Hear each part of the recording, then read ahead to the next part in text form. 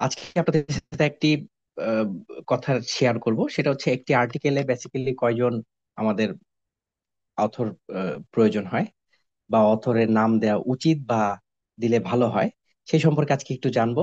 অনেকের কনফিউশন থাকে, সেই জিনিসটা আজকে ক্লিয়ার হবে।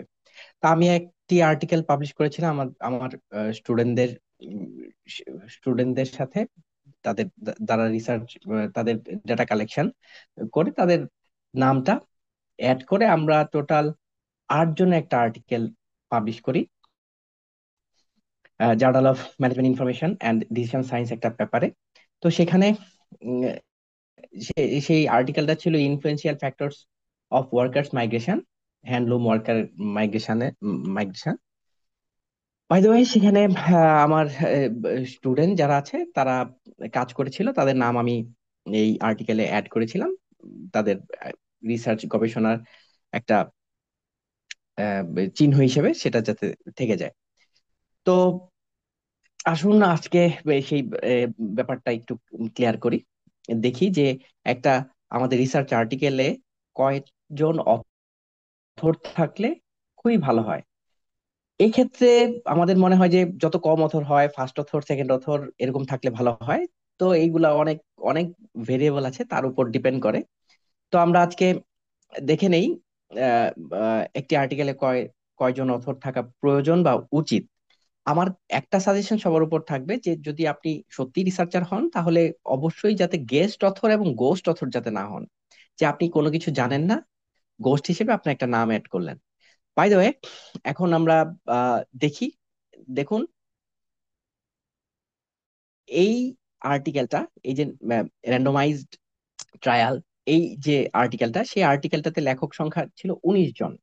তো একটা লেখক সংখ্যার একটা কমিটি ছিল, সেই কমিটি 19 জনের কমিটি। তারপর সেখানে আপনারা কাউন্ট করে বলবেন যে এই আর্টিকেলটাতে আম, কতজন লেখক রয়েছে। তো আমি এখানে এই প্রকাশনাটা বা আর্টিকেলটা পাবলিশ হয়েছিল 2015 সালে নিউ ইংল্যান্ড জার্নাল মেডিসিনে। দেন আমরা যদি একটু আহ, দেখে নেই যে এই সব টপিক এখানে দেয়া আছে। তারপর এখানে লিংক দেয়া, এটা আমি আপনাদের কমেন্টসে দিয়ে দিব। আপনারা এটা চেক করে নেবেন এবং এবং জানাবেন যে কয়জন অথর এখানে আছে। তো এই আর্টিকেলটা, এই যে আমরা যদি খেয়াল করে দেখি যে উম, এই যে 2015 সালে এইটা পাবলিশ হয়, randomize trial intensive versus standard blood pressure control. তো তারপর যদি আমরা দেখি এখানে অবজারভেশন অফ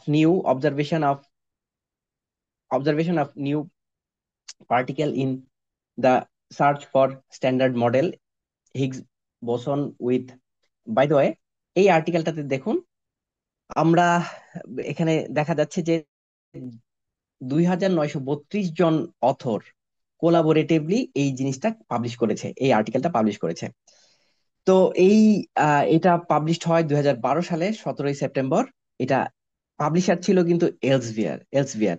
তো এলসভিয়ার আমরা একটু দেখে নেই যে এই আর্টিকেলটা কেমন।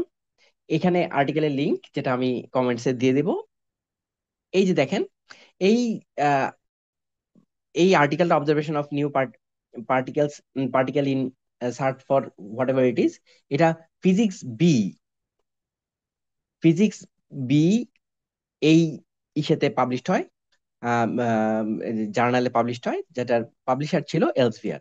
দেন আমরা যদি পরবর্তীতে খেয়াল করে দেখি, combined measurement of Higgs boson mass in PP whatever it is, এখানে 5154 জন লেখক এই প্রকাশনাটা করে। তো এই আমরা আর্টিকেলটা দেখব। আহ, যদি দেখতে যাই, তো দেখুন এই আর্টিকেল 2015 সালে পাবলিশড হয়। সেটা আমেরিকান ফিজিক্যাল সোসাইটি, এপিএস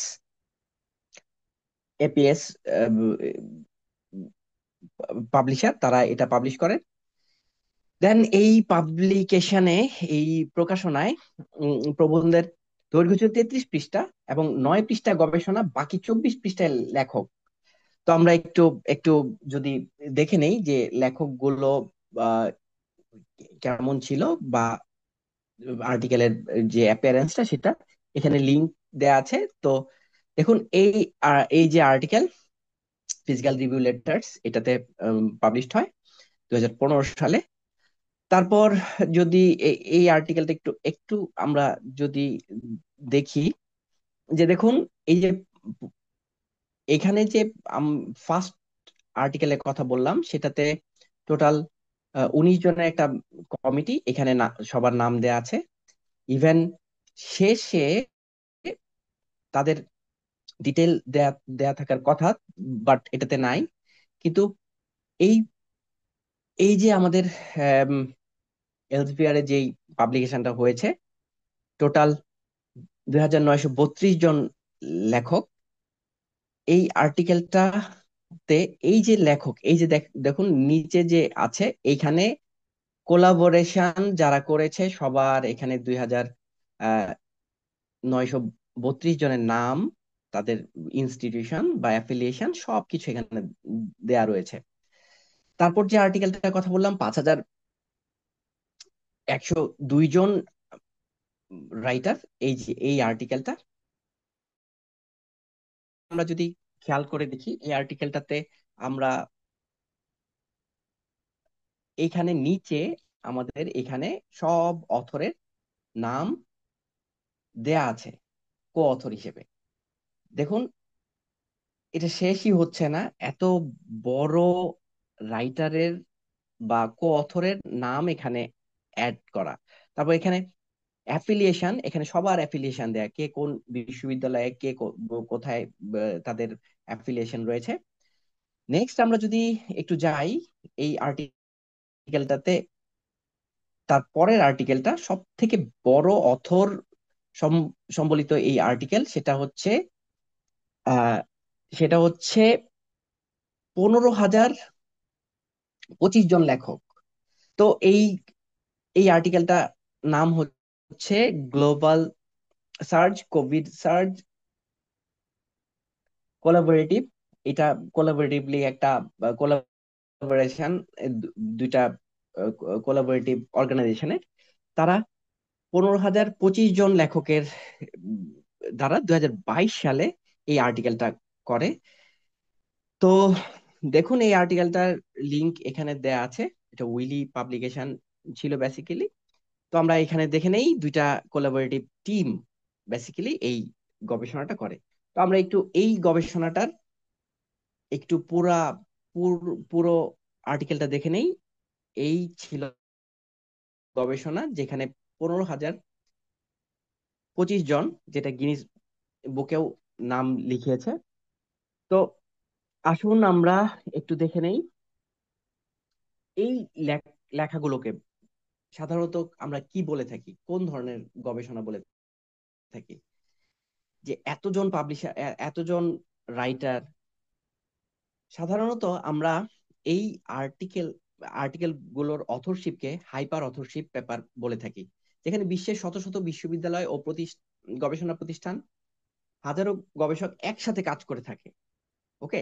তো আমরা কখনোই অথর নিয়ে চিন্তা করব না যে কয়জন অথর হলো। যদি সবার কন্ট্রিবিউশন থাকে তাহলে সবার নাম দিবেন। যার বেশি কন্ট্রিবিউশন বা কেউ যদি সুপারভাইজ করে, তাহলে সুপারভাইজের ক্ষেত্রে আমরা কয়েকটা কাজ করতে পারি। সুপারভাইজ যে করবেন তার আহ, নামটা আমরা প্রথমে দিতে পারি, অথবা অনেক ক্ষেত্রে সুপারভাইজার উনি শুধু গাইড করে, অ্যাট দ্যাট মোমেন্ট তার কোনো কন্ট্রিবিউশন শুধু গাইডেন্সেই থাকে। তো সেই ক্ষেত্রে আবার অনেক সময় সুপারভাইজার তার নামটা পেছনেও ব্যবহার করে থাকে। তো অনেক ধন্যবাদ আপনাদেরকে। আমি আহ, দেখাতে পারলাম যে কতজন একটা আর্টিকেলে কতজন অথর থাকে। ধন্যবাদ, সাথেই থাকবেন।